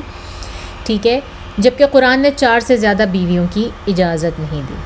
کیونکہ یہ شادی تو پھر یہ شادی کیسے درست ہو سکتی ہے، پہلا پوائنٹ انہوں نے یہ اٹھایا، اور دوسرا یہ کہ منہ بولے بیٹے کی بیوی سے شادی کر لی، تو یہ انتہائی سنگین جرم تھا ان کے نزدیک، اور انہوں نے اس کا پروپیگنڈا بہت زیادہ شروع کر دیا، جیسے کہ ابھی بھی ہوتا ہے کہ کوئی آپ کو اسکینڈل ملے، مطلب اس کو اسکینڈل بنانے کی کوشش کی انہوں نے بہت زیادہ۔ سب سے پہلے تو منافقین نہیں، جو کہ مسلمانوں میں ہی شامل تھے، آج کی بات تو ہم بعد میں کریں گے، آج کل کے جو مشرک اور اہل کتاب اور دوسرے لوگ ہیں وہ جب رسول صلی اللہ علیہ وسلم کے خلاف پروپیگنڈا کرنے پر آتے ہیں تو یہ واقعہ بھی بہت اٹھاتے ہیں، ٹھیک ہے، تو خوب پروپیگنڈا کیا اور طرح طرح کے افسانے گھڑے، اور کہنے والوں نے یہاں تک کہہ دیا کہ محمد صلی اللہ علیہ وسلم نے زینب کو کہیں اچانک دیکھ لیا اور ان کے حسن سے اس قدر متاثر ہوئے کہ اپنا دل دے بیٹھے، اور جب ان کے صاحبزادے زید کو اس کا علم ہوا تو انہوں نے راستہ چھوڑ دیا محمد صلی اللہ علیہ وسلم کے لیے۔ یہ کہانی جو ہے نا، یہ احادیث کی بکس میں موجود ہے، یہ ہمارے اپنے جو علماء ہیں کچھ یا سیرہ نگار ہیں وہ مینشن کرتے ہیں، ٹھیک ہے۔ اب اس میں میں ایک چھوٹا سا پوائنٹ آپ کو دینا چاہوں گی اپنی ناچیز رائے میں، کہ رسول صلی اللہ علیہ وسلم نے اچانک سے کیسے دیکھ لیا زینب رضی اللہ تعالیٰ عنہ کو، جب کہ آیات پردہ تو اسی سال ریویل ہوتی ہیں نا، بلکہ سورہ احزاب میں ہی ریویل ہو رہی ہیں، تو اس سے پہلے تو انہوں نے بچپن سے دیکھا ہوتا، تو ان کی کزن تھیں تو ان کو بچپن سے دیکھ رہے تھے، تو یہ کہانی کیسے صحیح ہو سکتی ہے کہ رسول صلی اللہ علیہ وسلم کا اب دل ان کے اوپر آ گیا، جبکہ ان کے پاس فرسٹ ٹائم میں بھی جو ہے وہ یہ آپشن موجود تھا۔ یہ تو عرب کا کسٹم تھا نا کہ جتنی مرضی شادیاں کریں وہ، اس وقت ان کے پاس حضرت خدیجہ رضی اللہ تعالیٰ عنہ تھیں، یا ان کی بھی ڈیتھ ہو چکی تھی، تو وہ اس وقت بھی کر سکتے تھے اگر ایسی بات تھی، ٹھیک ہے۔ تو میں یہ پوائنٹ اس لیے آپ کو بتا رہی ہوں کہ دیکھیں مسلمان بھی سوچتے سمجھتے نہیں ہیں، وہ اگر انہوں نے کہیں پڑھ لیا ہے تو وہ اس بات کو مانتے ہیں، بہت سارے مسلمان ہیں جو اس بات کو مانتے ہیں۔ تو یہ سارا پروپیگنڈا اگر آپ اس پوائنٹ آف ویو سے سوچیں کہ انہوں نے تو بچپن سے ان کو دیکھا ہوا ہے، بچپن سے جانتے ہیں، ان کی فرسٹ کزن ہے، ان کے ساتھ کھیلے کودے بھی ہوں گے سارا کچھ، تو وہ یہ اب جا کے جو ہے وہ یہ ہونا تھا۔ یہاں تک کہا گیا کہ نعوذ باللہ رسول صلی اللہ علیہ وسلم نے رستے سے ہٹایا حضرت زید کو، یہ تک الزام لگایا۔ اینی ویز یہ بالآخر قرآن مجید میں یہ واضح آیات نازل ہوئیں جس کے اندر کوئی شک نہیں کہ یہاں بیماری کا پورا علاج تھا، کہ اے نبی اللہ سے ڈرو اور کافرین اور منافقین سے نہ دبو، بے شک اللہ تعالیٰ جاننے والا ہے۔ یہ پھر قرآن میں یہ آیات آئیں کہ جو ہے وہ ان سے نہیں ڈرنا، ان کی نہیں سننی، اور پھر یہ منافقین کی حرکتوں اور کارروائیوں کی طرف ایک اشارہ بھی ہے، ایک مختصر سا خاکہ بھی ہے کہ انہوں نے کس طرح سے جو ہے وہ رسول صلی اللہ علیہ وسلم کا صبر آزمایا، ان کی نرمی کا، اور جو ہے وہ کس طرح سے جو ہے وہ ناجائز فائدہ اٹھاتے رہے، کہ مکہ میں تو وہ پرسیکیوشن میں ہو کر آئے تھے، وہ کھل کے اسلام دشمنی کر رہے تھے، مگر یہ منافقین جو تھے یہ دوزخ کے سب سے نچلے درجے میں ہوں گے ہی، اس لیے کیونکہ یہ اپنے آپ کو مسلمان کہتے ہوئے انہوں نے اتنی تکالیف دیں، رسول صلی اللہ علیہ وسلم کو دیں، اور یہ بار بار جو ہے نا وہ قدرت کی طرف سے رسوا کیے جاتے رہے، اور رسول صلی اللہ علیہ وسلم اور عام مسلمان ان کو کیسے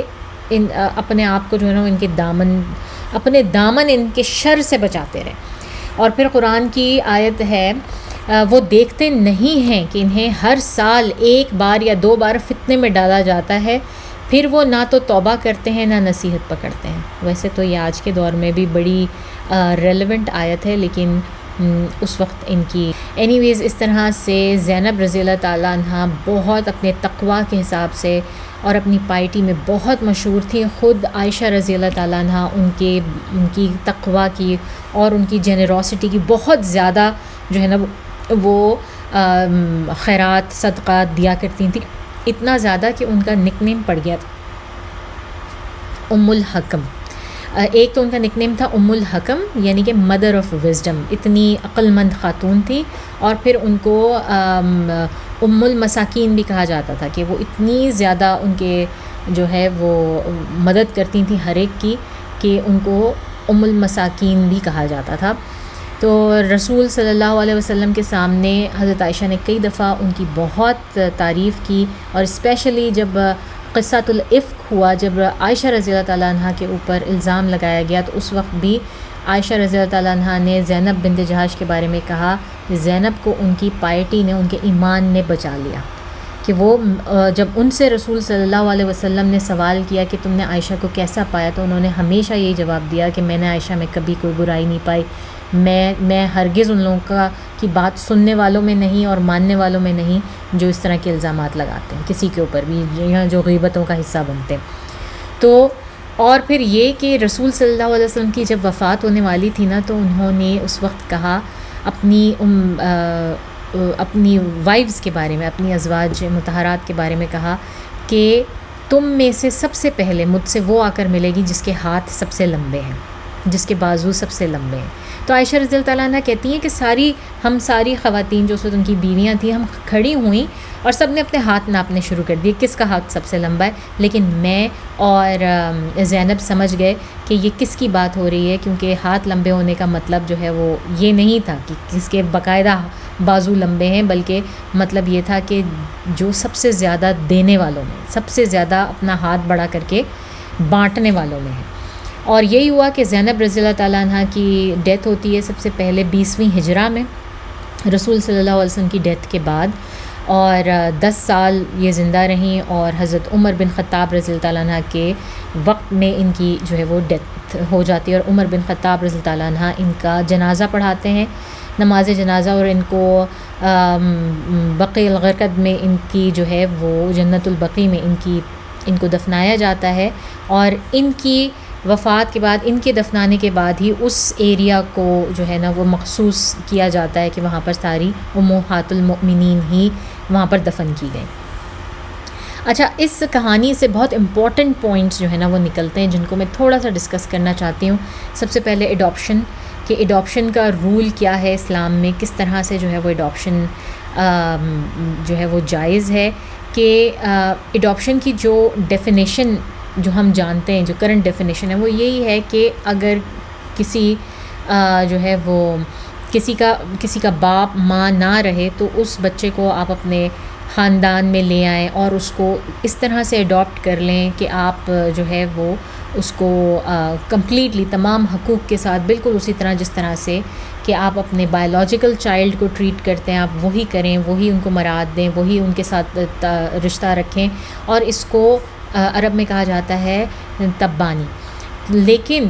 یہ والی جو ایڈاپشن ہے یہ اسلام میں حلال نہیں ہے، اس کو کسی بھی طرح سے اسلام میں حلال قرار نہیں دیا جاتا ہے۔ اس لیے جب یہ پوچھا جاتا ہے بعض علماء سے کہ جی ایڈاپشن حلال ہے، تو ان کا کلیئر کٹ آنسر ہوتا ہے ایڈاپشن حلال نہیں ہے اسلام میں، ٹھیک ہے، کیونکہ ایڈاپشن کی یہ ڈیفینیشن، اس ڈیفینیشن کی وجہ سے this is not what Islam caters, ورنہ ہمارے رسول صلی اللہ علیہ وسلم ایڈاپٹڈ چائلڈ ہیں،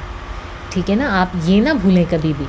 اور کتنی زیادہ ان کی احادیث ہیں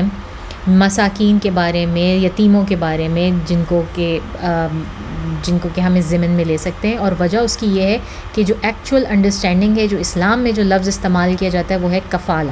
کفالت کا لفظ استعمال کیا جاتا ہے، کہ ایسے بچے کو جس کی جو ہے وہ گارڈین شپ ختم ہو جائے،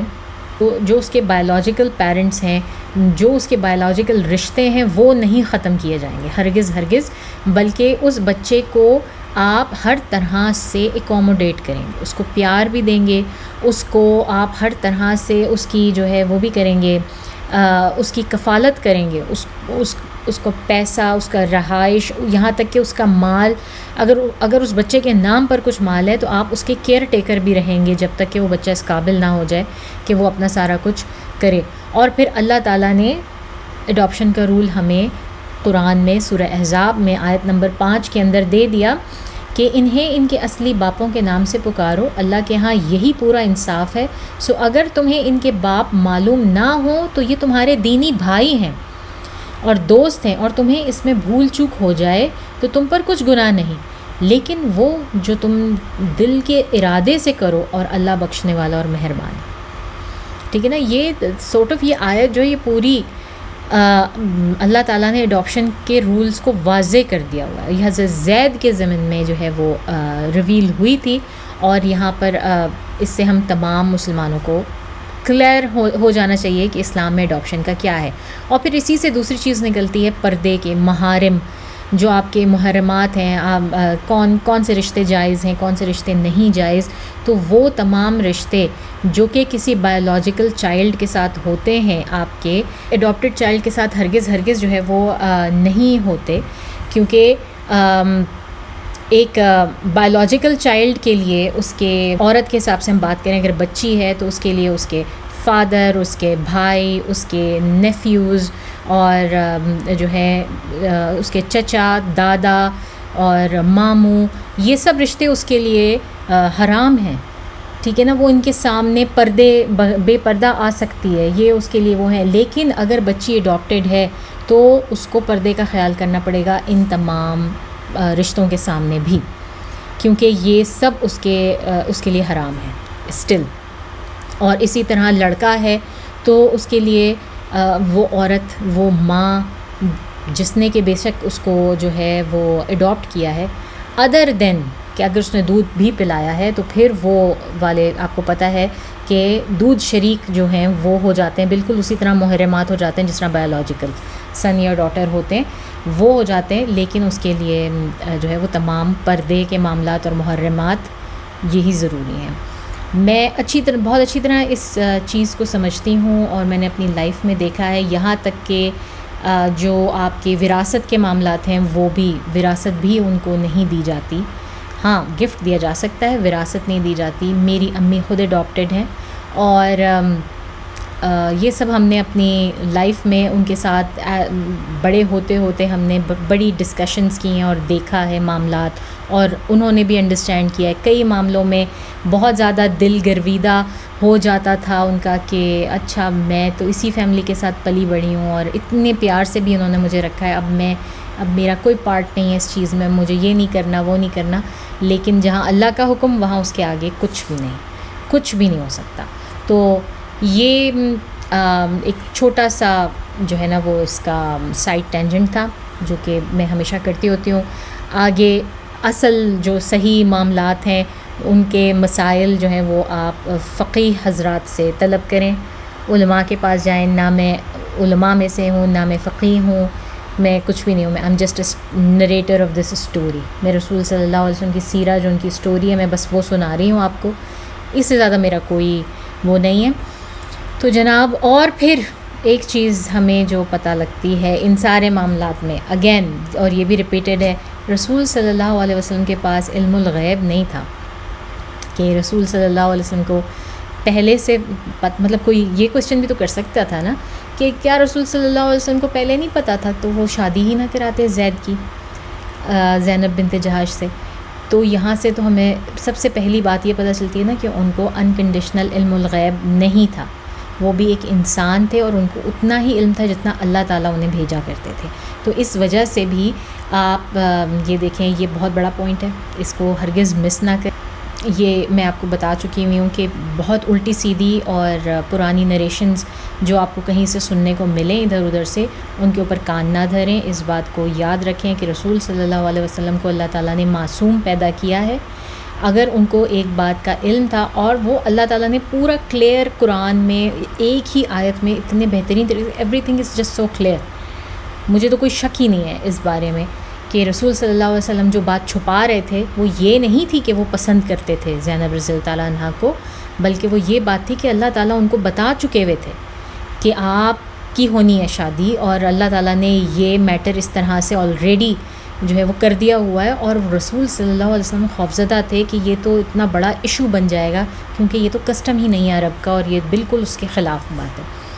تو اینی ویز یہاں تک رکھتے ہیں اس کو. یہ سٹوری یہاں پر ختم ہوتی ہے. اگلے اس میں ہم ان سریات کی مزید بات کریں گے، چاہے ون لائنر بات کریں صرف ناموں کے ساتھ جو رسول صلی اللہ علیہ وسلم نے بھیجے. اس میں ہمیں کوئی انٹل اینڈ انلیس کہ کوئی ایسا واقعہ ہو جو کہ نوٹیبل اور ضروری ہو اکثریت کے حوالے سے. تو اب تک کے لیے اتنا ہی رکھتے ہیں.